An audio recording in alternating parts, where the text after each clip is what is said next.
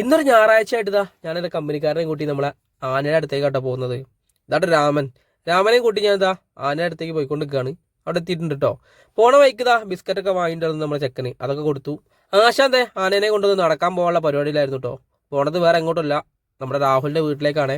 രാഹുൽ മുകളിൽ കയറി ഇരിക്കുന്നുണ്ട്. അങ്ങനെ ഞാനും ആശാനും മുന്നേ തടഞ്ഞു കേട്ടോ. പോണ വൈക്ക് ഞാൻ ഒരുപാട് കാര്യങ്ങൾ പറയുന്നുണ്ട്, ആശാനെ കളിയാക്കുന്നൊക്കെ ഉണ്ട് കേട്ടോ. കട്ടപ്പ കട്ടപ്പ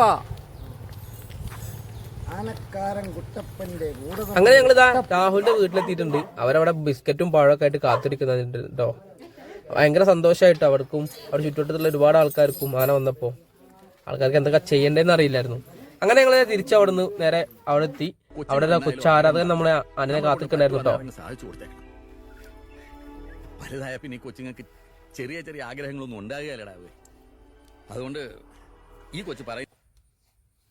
അങ്ങനെ അവന്റെ ഒരു കൊച്ചാഗ്രഹം ആശാൻ നിറവേറ്റി കൊടുത്തിട്ടുണ്ട്.